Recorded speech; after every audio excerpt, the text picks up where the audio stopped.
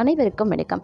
இன்னைக்கான ஜோதிட பதிவில் நம்ம பார்க்க போகிற ரொம்ப முக்கியமான ஒரு பயனுள்ள ஜோதிட கணிப்பு என்ன அப்படின்னு பார்த்தீங்கன்னா, வருகின்ற ஏப்ரல் மாதம் 29ஆம் தேதிக்கு பிறகு கிரகநிலையில் ஏற்படக்கூடிய மாற்றத்தின் காரணமாக மிதுன ராசியில் பிறந்தவங்களுக்கு எப்படிப்பட்ட பலன்கள் கிடைக்கப்பெற போகிறது, அவர்களுக்கு இந்த காலம் சாதகமான நிலையை உருவாக்குமா அல்லது சாதகமற்ற விளைவுகளை ஏற்படுத்துமா அப்படிங்கிறத பற்றின முழு தகவலை தாங்க தெரிஞ்சுக்க போகிறோம். அதனால் இந்த பதிவு உங்களுக்கு மிக பயனுள்ள விகிதத்தில் இருக்கும். ஸோ வீடியோவை ஸ்கிப் பண்ணாமல் கடைசி வரைக்கும் பாருங்கள். வீடியோக்குள்ளே போகிறதுக்கு முன்னாடி இதுவரைக்கும் நீங்கள் நம்ம சேனலை சப்ஸ்கிரைப் பண்ணல அப்படின்னா உடனே சப்ஸ்கிரைப் பண்ணிக்கோங்க. அப்படியே பக்கத்தில் இருக்கக்கூடிய நோட்டிஃபிகேஷனுக்கான பெல் பட்டனையும் ப்ரெஸ் பண்ணிக்கோங்க.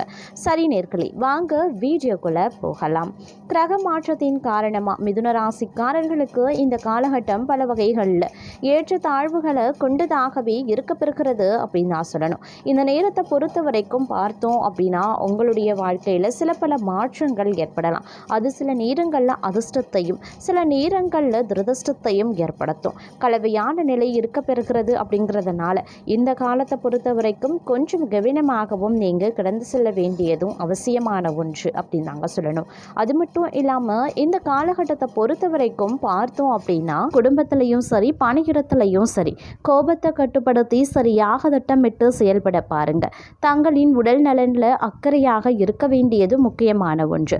சரியாக திட்டமிட்டு சரியான நேரத்தில் வேலைகளை முடிக்க முயற்சி பண்ணுங்க. அதே சமயம் இந்த காலகட்டத்தை விரயம் அதிகமாக ஏற்படக்கூடிய ஒரு காலமாகவும் இருக்குங்க. இதனால் தங்களுடைய செலவுகள் சற்று அதிகரிக்கவும் செய்யலாம். பணம் தொடர்பான விஷயத்தில் மிகவும் கவனமாக இருக்க பாருங்க. வேலை தொடர்பான பயணங்கள் சாத்தியப்படலாம். பணியிடத்தில் சற்று மன அழுத்தமான சூழ்நிலை இருக்கத்தாங்க செய்யும். அதனால் கொஞ்சம் கூடுதல் கவனத்தோடு நடந்து கொள்ள பாருங்க. அதே போல் சக ஊழியர்களுடன் விவாதங்களில் இருந்து விலகி இருக்க பாருங்க. தாயின் உடல்நிலையில் கவனமாக இருப்பது முக்கியம். யாரிடமும் பண பரிவர்த்தனை செய்வதையும் தவிர்த்து கொள்வது முக்கியமான ஒன்றுங்க. இந்த காலகட்டத்தை பொறுத்த வரைக்கும் தங்களுடைய தன்னம்பிக்கை குறைய ஆரம்பிக்கலாம். ஆரோக்கியம் தொடர்பான பிரச்சனைகளை சந்திக்க அதிக அளவில் வாய்ப்புகள் இருக்கிறதுனால ஆரோக்கிய விஷயத்தில் கூடுதல் கவனத்தோடு எச்சரிக்கையாக நடந்து கொள்ள பாருங்க. பண இழப்பு, கூடுதல் பணிச்சுமை அப்படின்னு பல்வேறு தரப்பட்ட சங்கடங்களை இந்த காலகட்டத்தில் சந்திக்கவும் நேரிடலாம். அதிக வேலை காரணமாக உடல் ரீதியாகவும் மன ரீதியாகவும் நீங்கள் கொஞ்சம் பலவீனமாகவே உணர்வீங்க. தங்களுடைய செலவுகளை நீங்கள் கட்டுப்படுத்தி கொள்ள வேண்டியது, கட்டுக்குள்ள வைத்திருக்க வேண்டியது அவசியமான ஒன்று அப்படின்னு நான் சொல்லணும். சிலரை பொறுத்த வரைக்கும் கடன் வாங்கக்கூடிய சூழல் ஏற்படலாம். குடும்பம் அப்படி இல்லைன்னா வேலை தொடர்பான முக்கிய முடிவுகளை நீங்கள் எடுக்கிறீங்க அப்படின்னா கொஞ்சம் கவனமாக சிந்தித்து எடுக்க பாருங்க. அப்படி இல்லைன்னா தேவையில்லாத சிக்கல், தேவையில்லாத பிரச்சனைகள் உருவாகலாம். அதே மாதிரி வாழ்க்கை துணையுடன் கருத்து வேறுபாடுகள் அதிகரிக்கத்தான் செய்யும். தொழில் வியாபாரம் தொடர்பான விஷயத்தில் தங்களுடைய கூட்டாளிகளுடன் பேச்சில் நிதானத்தை கடைபிடிக்க பாருங்க. பணியிடத்தில் சக ஊழியர்களினுடைய ஆதரவு சிலருக்கு கிடைக்காமலும் போகலாம். இந்த காலகட்டம் தங்களுடைய வாழ்க்கை துணை அப்படி இல்லைன்னா சக நண்பர்களை அனுசரித்து செல்ல வேண்டிய காலகட்டங்க.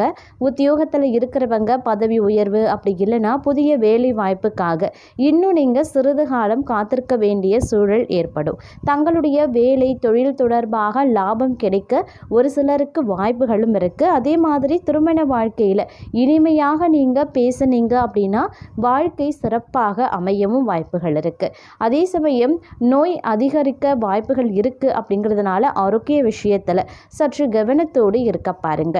இந்த காலகட்டத்தை பொறுத்த வரைக்கும் நீங்கள் பல சவால்களை கடந்து செல்ல நேரிடுங்க. கவலைப்பட்டு கொண்டிருந்த நிலுவையில் இருக்கக்கூடிய பணிகளை சிரமங்களுக்கு பிறகு செய்து முடிச்சிடுவீங்க. சிலர் வேலையிலையும் சரி தொழிலையும் சரி உயர்வு அடைவதற்கான வாய்ப்பும் இருக்கிறது. அதே மாதிரி உடல் நலம் தொடர்பான பிரச்சனைகளில் அதீத கவனத்தை செலுத்த வேண்டியது முக்கியமான ஒன்று. புதிய வேலை பதவி உயர்வு கிடைப்பதற்கான வாய்ப்புகளுக்கு சிறிது காலம் காத்திருக்க வேண்டியதாகவும் இருக்கலாம். இந்த காலகட்டத்தை பொறுத்த வரைக்கும் சில பிரச்சனைகளை தரக்கூடியதாகவே அமையப்பெறுகிறது. அப்படிங்கிறதுனால உஷாராக செயல்பட வேண்டியது முன்கூட்டியே நீங்கள் ஒவ்வொரு விஷயத்திலையும் ஒவ்வொரு காரியத்திலையும் திட்டமிட்டு செயலாற்ற வேண்டியது முக்கியமான ஒன்று அப்படிங்கிறத நினைவில் வைத்து கொண்டு செயல்பட பாருங்க. அதே போல் தனிப்பட்ட குடும்ப வாழ்க்கையிலையும் தொழில் சார்ந்த விஷயங்கள்லையும் உறவுகள் கொஞ்சம் மோசமடைய கூடுங்க. உங்களுடைய பேச்சு செயலில் கூடுதல் கவனத்தை செலுத்த வேண்டிய ஒரு காலகட்டம். உங்களுடைய வாழ்க்கையில் நிம்மதி இல்லாதது போன்று நீங்கள் உணர ஆரம்பிப்பீங்க. தாயின் உடல் நலத்தில் அக்கறையாக இருப்பது நலம் தரும். இந்த காலகட்டம் பணப்பரிவர்த்தனையில் கூடுதல் கவனத்தை செலுத்த வேண்டியதாகவும் அமையப்பெறலாம். எந்த ஒரு முதலீடு சார்ந்த விஷயத்திலையும் தகுந்த ஆலோசகர்களின் ஆலோசனையை பெற்றதற்கு பிறகு முதலீடு செய்வது சால சிறந்தது அப்படின்னு நான் சொல்லணும். அதே மாதிரி இந்த காலகட்டத்தை பொறுத்த வரைக்கும் பார்த்தோம் அப்படின்னா பல்வேறு வகைகளில் நீங்கள் தன்னம்பிக்கையுடனும் நிதானமாக விடாமுயற்சியுடன் காரியங்களை செய்து முடிக்கக்கூடிய ஆற்றல் தங்களிடம் இருக்க பெறுகிறது அப்படின்னு சொல்லலாம். அதே மாதிரி சொன்ன சொல்ல காப்பாற்ற அரும்பாடுபட வேண்டியதாக இருக்கும். அதனால் யாருக்கும் வாக்கு கொடுப்பதற்கு முன்னாடியும் சொன்ன சொல்ல காப்பாற்றுவதற்கும் நீங்கள் கொஞ்சம் உஷாராக இருக்க பாருங்கள். யாருக்குமே முடிஞ்ச வரைக்கும் வாக்குறுதிகளை கொடுக்காமல் இருக்கிறதே நல்லது. மீறி கொடுக்குறீங்க அப்படின்னா அதை காப்பாற்ற நீங்கள் கொஞ்சம் சிரமப்பட வேண்டியதாக இருக்குங்க. அதே மாதிரி எதிர்பார்த்த பணம் கைக்கு கிடைக்க சிறிது காலதாமதம் ஆகத்தான் செய்யும். சேமிப்பில் இந்த காலத்தில் அதிகமாக நீங்கள் கவனத்தை செலுத்துறது ரொம்ப ரொம்ப முக்கியங்க. அப்போ தான் உங்களுக்கு ஏற்படுகின்ற திடீர் பணத்தட்டுப்பாடு, பண திண்டாட்டம், பண நெருக்கடி போன்ற சமயங்களில் இந்த சேமிப்பு உங்களுக்கு பக்கபலமாக கை கொடுக்கும். அப்படி இல்லைன்னா தேவையில்லாமல் கடன் வாங்க வேண்டிய நிர்பந்தம் ஏற்படலாம்.